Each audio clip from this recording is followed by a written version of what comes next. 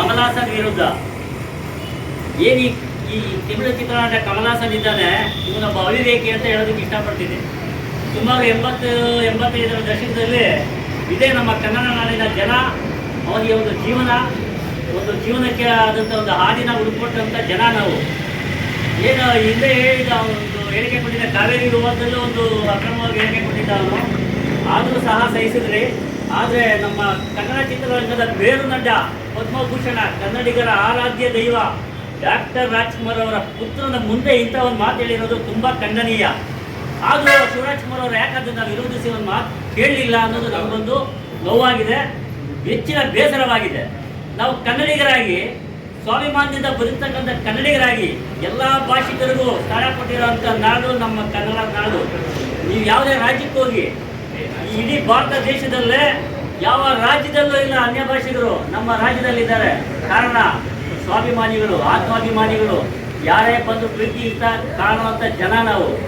ಅದನ್ನು ದುರುಪಯೋಗ ಪಡಿಸಿಕೊಂಡಿರುವಂಥ ಈ ತಮಿಳು ನಟ ಕಮಲಾಸನ್ ಏನಿದ್ದಾನೆ, ಅವನು ಹೇಳ್ತಾನೆ ತಮಿಳಿನಿಂದ ಹುಟ್ಟಿದ್ದು ಕನ್ನಡ ಅಂತ.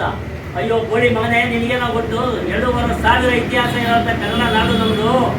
ನಿಮ್ಮ ಲಿಪಿ ಸಹ ನಮ್ಮ ಒಂದು ಸಂಸ್ಕೃತ ಭಾಷೆಯಿಂದಲೇ ಬಂದಿರತಕ್ಕದ್ದು.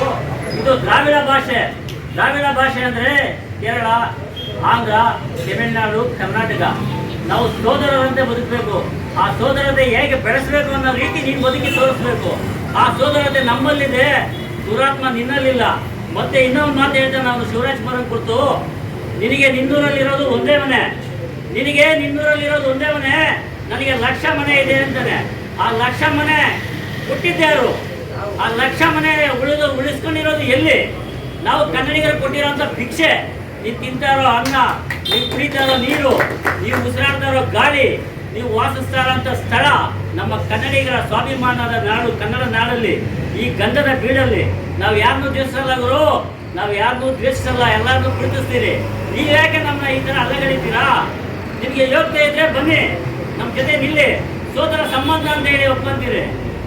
ಜೊತೆಲೇ ಇದ್ದು ಕತ್ತಿ ಚೂರಿ ಹಾಕೋ ಕೆಲಸ ಮಾಡ್ತೀರಲ್ಲ, ಹೊಟ್ಟೆಗೆ ಏನು ತಿಂತೀರಾ ನೀವೆಲ್ಲ ತಮಿಳಿಗರು? ಹೊಟ್ಟೆಗೆ ಏನು ತಿಂತೀರಾ ಸಮಯ ನೀವು ತಮಿಳಿಗರು? ಆಮೇಲೆ ಇದಕ್ಕೆಲ್ಲ ಮುಖ್ಯ ಕಾರಣ ಹೇಳ್ಬಿಡ್ತೀನಿ ನಾನು. ನಮ್ಮನ್ನು ಉಪಯೋಗಿಸ್ತಕ್ಕಂಥ ಈ ರಾಜಕಾರಣಿಗಳು, ಈ ಜನ ಮುಖಂಡರುಗಳು, ಈ ರಾಜಕೀಯ ರಾಜಕಾರಣಿಗಳೇನಿದ್ದಾರೆ, ಇವರಂಥ ದುರಾತ್ಮರು, ಇವರಂಥ ಓಪ್ನೆಸ್ ನನ್ನ ಮಕ್ಕಳು ಇನ್ನೊಬ್ರು ಇಲ್ಲ. ಈ ರಾಜಕೀಯಕ್ಕೋಸ್ಕರ ಯಾರನ್ನು ಬೇಕಾದರೂ ಕರೆದು ಏನು ಬೇಕಾದರೂ ಮಾಡುವಂಥ ಅವಿವೇಕಿಗಳಿವರು.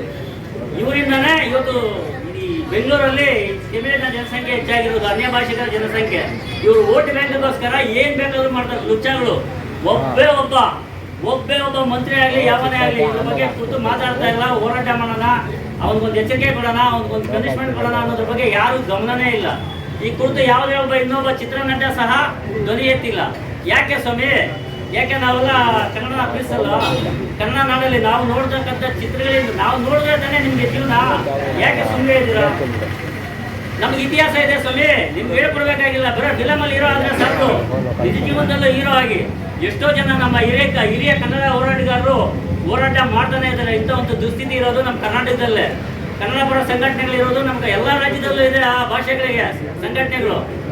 ಆದರೆ ಕನ್ನಡಕ್ಕೋಸ್ಕರನೇ ಹೋರಾಟ ಮಾಡೋ ಅಂತ ಒಂದು ದೊಡ್ಡ ಒಂದು ಆಘಾತಕಾರಿ ವಿಷಯ ಇರೋದು ಇಲ್ಲೇ. ಕಾರಣ ನಮ್ಮಲ್ಲೇ ಇರ್ತಕ್ಕಂಥ ಕೆಲ ಕಿಡಿಗೇಡಿಗಳು.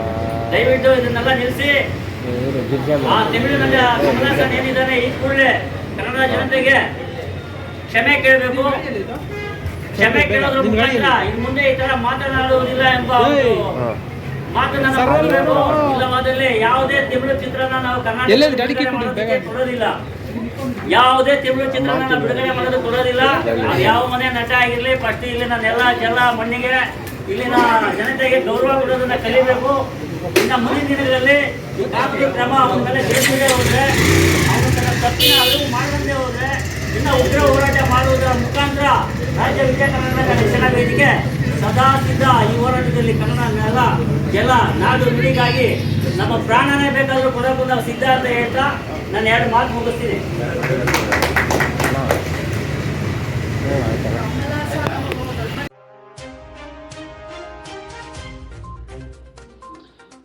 ರಾಜ್ಯಾದ್ಯಂತ ಜಿಲ್ಲಾ ಮತ್ತು ತಾಲೂಕು ಮಟ್ಟದ ವರದಿಗಾರರು ಬೇಕಾಗಿದ್ದಾರೆ. ACB news Karnataka.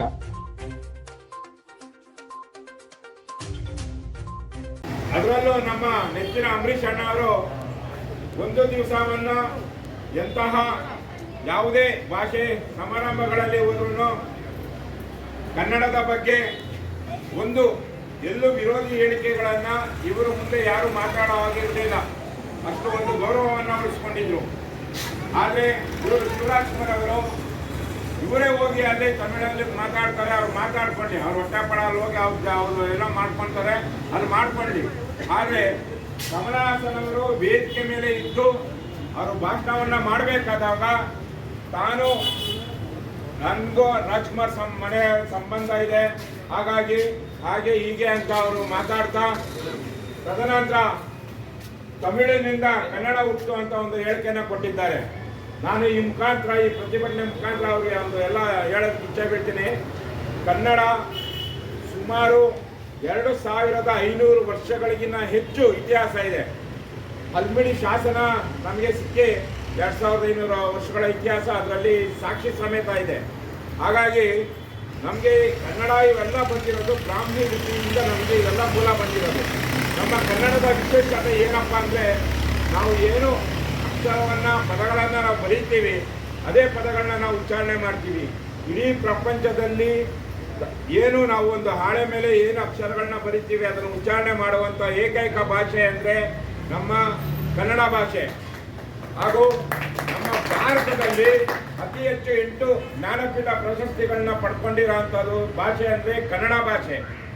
ಎಷ್ಟೋ ಬೇರೆ ಭಾಷೆಗಳಲ್ಲಿ ಇರುವಂಥ ಕವಿಗಳು ನಮ್ಮ ಭಾಷೆಯಲ್ಲಿ ಗ್ರಂಥಗಳನ್ನು ಬರೆದಿರುವಂಥದ್ದು, ಅತಿ ಹೆಚ್ಚು ಗ್ರಂಥಗಳನ್ನು ಕಾವ್ಯಗಳನ್ನು ರಚಿಸಿರೋದು ಕನ್ನಡ ಭಾಷೆ. ಈ ಕನ್ನಡ ಭಾಷೆಯನ್ನು ಇಮ್ಮಡಿ ಪುಲಿಕೇಶಿನವರು ಭಾರತದಿಂದಾಚೆ ಅವರು ತನ್ನ ಸಾಮ್ರಾಜ್ಯವನ್ನು ಸ್ಥಾಪನೆ ಮಾಡಿದ್ರು. ವಿಜಯನಗರ ಕಾಲದಲ್ಲಿ ನಾವು ಈಗೇನೋ ಆಂಧ್ರ, ಬಳ್ಳಾರಿ ಇದೆಲ್ಲ ಇದೆಯಲ್ಲ, ಅದಕ್ಕಿಂತ ಹೆಚ್ಚಾಗಿ ಸಂಪದ್ಭರಿತವಾದಂಥ ನಾಡು ಇದ್ದಿದ್ದು ನಮ್ಮ ಕನ್ನಡ ನಾಡು. ಇಂಥ ಒಂದು ತಮಿಳುನಾಡಲ್ಲೂ ಅಷ್ಟೇ, ತಮಿಳುನಾಡಿನಲ್ಲಿ ಅಲ್ಲೆಲ್ಲ ಇದೆಲ್ಲ ಚಾಲುಕ್ಯರು ಇವೆಲ್ಲ ನಮ್ಮ ಕನ್ನಡದವರು ಹೊಯ್ಸಳರು ಅದೆಲ್ಲ ರಾಜಭಾರ ಮಾಡಿರುವಂಥ ಇದು. ಏನು ಸ್ವತಂತ್ರ ಬಂದ ನಂತರ ಈ ಭಾಷಾ ಪ್ರಾಂತ ವಿಂಗಡಣೆ ಮಾಡಿದಾಗ ನಮ್ಮ ಕನ್ನಡ ನಾಡಿನ ಕೆಲವೊಂದು ಪ್ರದೇಶಗಳಲ್ಲೂ ತಮಿಳುನಾಡಿಗೂ ಸೇರಿದೆ, ಇತ್ತ ಆಂಧ್ರಗೂ ಸೇರಿದೆ, ಇತ್ತ ಕೇರಳದಲ್ಲೂ ಸೇರಿದೆ. ಹಾಗಾಗಿ ಇವೆಲ್ಲ ಆಂಧ್ರ ಆಗಬಹುದು, ತಮಿಳು ಆಗಬಹುದು, ಅಥವಾ ಮಲಯಾಳಂ ಆಗಬಹುದು, ಇವೆಲ್ಲದಕ್ಕಿಂತ ಅತಿ ಪ್ರಾಚೀನವಾದಂಥ ಭಾಷೆ, ಹಿಂದಿಗಿನ ಪ್ರಾಚೀನ ಭಾಷೆ ಒಂದು ಕನ್ನಡ. ಯಾಕಂದರೆ ನಾವು ಕನ್ನಡದ ಬಗ್ಗೆ ಎಷ್ಟು ಹೇಳ್ತಾ ಇದ್ರು, ಹೇಳ್ಕೊಂಡು ಎಷ್ಟು ಬೇಕಾದ್ರೂ ನಾವು ಮಾತಾಡಬಹುದು. ಇವರಿಗೆ ಸರಿಯಾದಂಥ ಭಾಷಾ ಲಿಪಿ ಇಲ್ಲ, ನಮಗೆ ಭಾಷಾ ಲಿಪಿ ಇದೆ. ಛಂದಸ್ಸು, ವ್ಯಾಕರಣ, ಗುಣಸಂಧಿ, ಆಗಮ ಸಂಧಿ ಎಷ್ಟೋ ಇದೆ. ಆದರೆ ಅವರು ಏನಾದರೂ ಒಂದು ಪದಗಳನ್ನ ಬರೆಸಬೇಕಾದ್ರೆ ಅವರು ನಮ್ಮ ಭಾರತದ ಪ್ರಧಾನಮಂತ್ರಿಯನ್ನ ನಾವು ನರೇಂದ್ರ ಮೋದಿ ಅಂತ ಕರಿತೀವಿ. ಆದರೆ ತಮಿಳುನಾಡವರು ಮಾತಾಡಬೇಕಾದ್ರೆ ನರೇಂದ್ರ ಮೋದಿ ಅಂತಾರೆ. ಅವರಿಗೆ ದೀಗು ಡಾಗು ವ್ಯತ್ಯಾಸ ಗೊತ್ತಿಲ್ಲ. ಅಂತ ಗೊತ್ತಿಲ್ದಿರೋ ಅಂಥ ಭಾಷೆಯಿಂದ ಒಬ್ಬ ನಟ ಅರೆ ಹುಚ್ಚ ಆಗಿದ್ದಾನೆ ಅಂತ ಕಮಲಹಾಸನ್. ಅವನು ಈ ಕೂಡಲೇ ತಾನು ಏನು ಕನ್ನಡ ವಿರೋಧಿ ಹೇಳಿಕೆಯನ್ನು ಕೊಟ್ಟಿದ್ದೀನಿ ಅದು ತಪ್ಪು ಅಂತ ಹೇಳಿ ಕ್ಷಮೆ ಕೇಳಬೇಕು.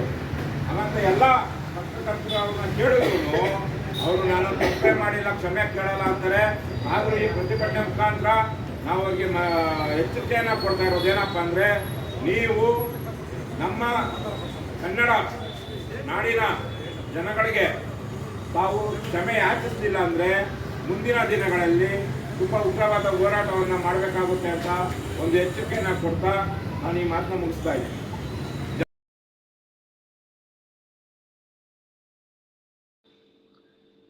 ಪ್ರತಿದಿನ ಪ್ರತಿ ಕ್ಷಣ ಎಸಿಬಿ ನ್ಯೂಸ್ ನಿಮ್ಮೊಂದಿಗೆ.